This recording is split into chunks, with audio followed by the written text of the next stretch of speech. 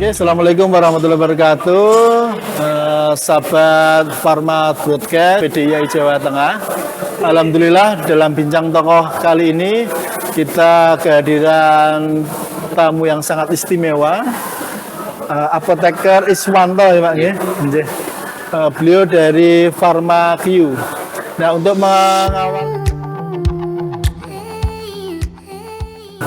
Nah, untuk mengawali perbincangan kita pada pagi hari ini, ya mohon Apoteker Iswanto bisa menjelaskan detail background panjenengan, kemudian apa itu PharmaQ sehingga bisa manfaat menginspirasi sobat-sobat Pharma Broadcast Apoteker di Jawa Tengah dan sekitarnya. Monggo. Oke. Baik. Jadi PharmaQ ini PharmaQ itu sebenarnya brand kita. Jadi PT kita namanya Pharma Techno Solusi. Jadi PT itu terbentuk kita mencoba membranding PT. Ini perusahaan ini adalah 100% milik Ikatan Apoteker Indonesia. Dulu namanya PT ISWI Penerbitan. Karena ISWI Penerbitan itu memang kami melihat ada satu image ya, dia hanya terbatas pada unit penerbitan. Memang usahanya saat itu hanya ISO gitu, hanya informasi spesialis obat gitu ya, yang untuk kepentingan teman-teman apoteker di seluruh Indonesia. Nah, begitu kami masuk, memang ketika itu ada kendala yang sangat luar biasa. Saya masuk tahun di posisi menjadi manajemen di PT ISWI Penerbitan, saat itu masih ISWI Penerbitan. Itu awal 2020. Itu kan begitu kita masuk 2 bulan pandemik, kita mulai pikir, aduh bisnis apa yang mesti kita kerjakan. Kemudian di pandemik kami juga melihat teman-teman apoteker di seluruh Indonesia kan kebingungan mau saat itu kan bagaimana obat yang keluar itu macam-macam dan sebagainya, nggak ada informasi yang jelas gitu, nggak ada panduan gitu. Nah, di situ kita mulai berpikir, kita mencoba dengan waktu itu perintisnya adalah kami, kemudian ada Ibu Katlea dan juga ada Ibu Ellen.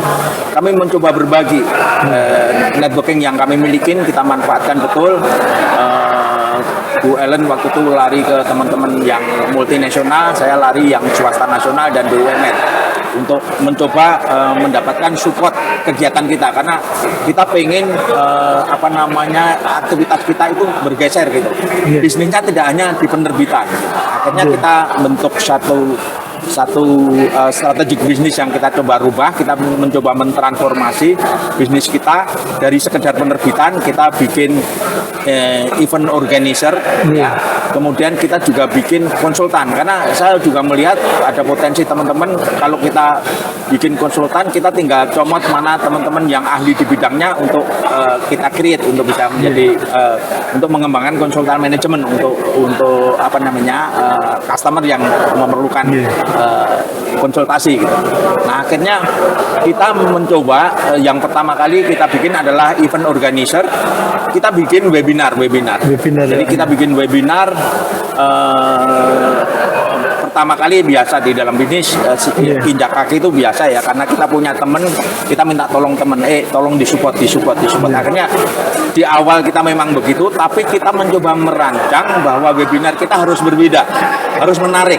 Itu kan esensi bisnis begitu, harus punya brand yang berbeda dengan yang lain gitu. Akhirnya kita bener-bener menjadikan webinar kita itu bisnis yang profesional gitu. Jadi dari sisi desain, dari sisi urutan webinarnya ya, itu ada apa, kita bikin ada webinar yang berbeda lah dengan yang pada umumnya. Dan akhirnya bener itu berjalan bagus, diterima customer. Kemudian setelah itu kan kita benar-benar menyusun proposal untuk kepentingan kita presentasi ke teman-teman industri itu diterima gitu. Dan alhamdulillah luar biasa. Bayangkan pada tahun 2020 itu kami bisa menyelenggarakan webinar sampai 74 kali dalam setahun. Luar biasa. Luar biasa, 74 kali dalam setahun itu sebulan itu kita bisa 6 kali sampai 7 kali webinar dalam sebulan. Itu benar-benar saat itu saya meeting itu yang namanya Zoom itu saya bisa 6-7 kali di dalam Zoom yang berbeda-beda, baik itu dengan sponsor, dengan persiapan webinar, nyari nyari pemateri, nyari moderator dan sebagainya. Tapi kita akhirnya bisa mengemas itu luar biasa webinar kita dan itu bisa diterima dan pada saat itu luar biasa juga terjadi perubahan yang luar biasa bagi teman-teman farmasis.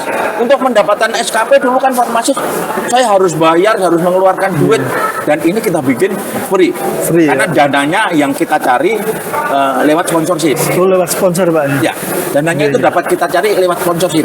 Tapi caranya juga nggak mudah kan. Kita memang benar-benar mendesain harus menjadi webinar yang profesional yang bisa diterima oleh mereka. Kita harus membaca apa sih keinginan customer kita dengan webinar yang akan diselenggarakan.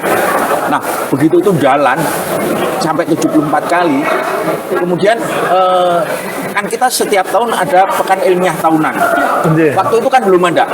Kita cari vendor khususnya untuk multimedianya, itu nggak ada sama sekali. Di Indonesia belum ada yang siap, ada yang ini. Di Semarang ada, saya telepon, saya cerita, gini-gini punya nggak punya. Di Bandung ada, saat kontak, nggak punya gitu.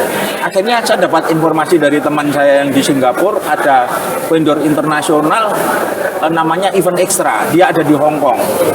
Saya juga, waduh, begitu kita kontak, dia minta 1M dalam satu kontrak untuk menyelenggarakan event itu. Waduh, kita juga mikir kan, kita kan perusahaan yang masih kecil gitu. Akhirnya kita berhitung, bisa nggak kita ini kan. Kita putuskan berani, karena yang mahal waktu itu tidak hanya di webinarnya untuk event pit, tapi bagaimana exhibitionnya. Karena exhibition secara virtual kan belum dikenal pada saat awal-awal itu. Kita benar-benar mikir bagaimana exhibition secara virtual itu juga menarik bagi konsumen. Dan alhamdulillah waktu itu kita selenggarakan di bulan Juli 2020. Peserta webinarnya, karena mungkin mereka sudah nggak bisa ketemu dengan teman-teman ya, mereka harus mendaftar lewat online. Itu peserta PIT itu 4.500. Luar biasa. 4.500 belum pernah kita menyelenggarakan PIT real yang offline. Itu paling besar itu 1.500. Ya, sudah mentok Pak itu. 1.500 itu sudah mentok, karena kita juga nggak akan punya ruangannya itu yang ini juga terbatas gitu. Kita waktu itu pesertanya 4.500, saya juga benar-benar kaget. Itu mungkin ini berkah dari berkah dari sebuah kejadian pandemik yang bagi transformasi ke online ini Pak ya. Menjadi berkah, karena dan berkah itu sebenarnya juga tidak turun begitu saja, tapi kita prepare, kita persiapkan secara baik proposalnya maupun kontennya benar-benar kita perbaiki. Nah ini saya kira menjadi sebuah transformasi bisnis yang mesti juga harus kita lakukan. Itu mungkin yang terjadi dengan Farmaju. Kemudian kita lanjut, bagaimana dengan bisnis ISO yang dicetak itu? Saya begitu bisnis ISO itu jalan dengan cetak seperti dulu, itu yang berat itu ketika kita ngirim produknya itu di daerah-daerah perifer seperti Papua dan sebagainya, yang di pinggir-pinggir Papua, terus kemudian di Sumatera Utara itu di Nias, itu kan berat, ongkos kirimnya mahal banget gitu, sama ongkos kirim sama harga bukunya mahal ongkos kirimnya. Akhirnya kita mulai berpikir gimana sih ISO kita bikin e-book saja gitu. Kan sekarang sudah trennya e-book. Akhirnya kita juga mentransformasi ISO dari buku cetak biasa kita jadikan e-book dan sekarang terus bertransformasi. Hari ini pada saat nanti di PIT nanti di Gala Dinner, acara Gala Dinner, saya akan launching ISO baru dalam format baru namanya ISO Online. Itu kita namai ISO Lite. ISO Lite brand kita ISO Lite. Nah itu nanti ISO Online itu benar-benar kita bikin ISO yang di dalamnya itu benar-benar current issue. Jadi konten obat itu bisa direvisi langsung oleh para industri. Nanti kita sebagai super adminnya ada di Farmaki. Nah kita akan mengembangkan itu. ISO nanti akan dalam bentuk format yang berbeda. Kemudian kita kan juga punya majalah Medisina sebagai informasi. Itu juga masuk dalam Farmaki tadi Pak. Kita yang ngelola Medisina. Jadi Medisina itu kita juga sudah punya medisinya itu udah lama. Kita sudah mencoba mentransformasikan medisinya. Karena kalau saya ngirim medisinya itu ke pinggir-pinggir kan juga susah. Ada ongkos yang mahal di situ. Akhirnya kita transformasi menjadi e-magazine. Nah, kita berubah ke sana dan sekarang begitu medisinya terbit, kita cukup dengan ini sudah sampai kemana-mana, sudah nggak ada ongkos lagi untuk biaya biaya ekspedisinya. Gitu. Oke, Pak Is, mungkin di akhir sesi harapan apa yang Pharmaqueue itu belum tercapai, kemudian yang kedua harapan kepada daerah-daerah ya, agar ya bisa memiliki seperti Pharmaqueue PPIA. Jadi Pharmaqueue ini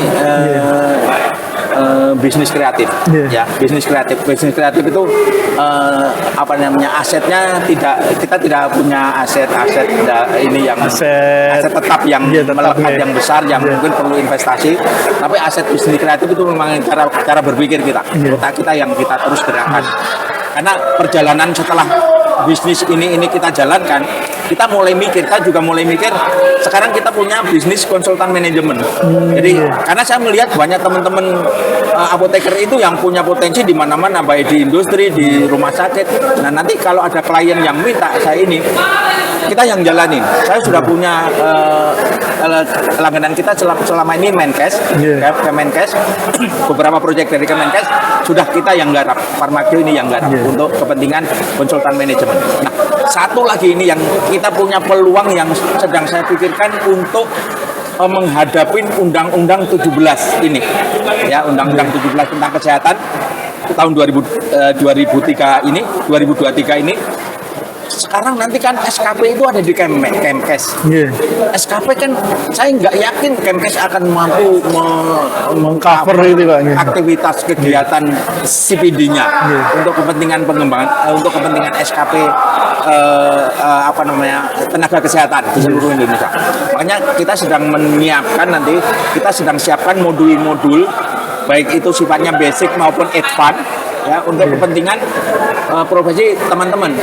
Nah, nanti modul-modul itu kita akan ajukan ke Kemkes, mudah-mudahan nanti bisa mendapatkan apa namanya disetujui ya menjadi modul untuk CPD, dan sekaligus kita nanti akan bertransformasi untuk salah satunya ISO, kita akan masuk dalam ISO 17024 ya untuk menjadi penyelenggara apa namanya event itu Pak, modul seperti ini, pendidikan seperti ini. Apoteker Is, terima kasih bincang-bincangnya dari Pharmaqueue, sahabat Pharma Broadcast PDII Jawa Tengah. Kita doakan Pharmaqueue bisa berkembang pesat, menjangkau seluruh wilayah di Indonesia. Sukses selalu dan semoga menginspirasi. Terima kasih. Terima kasih.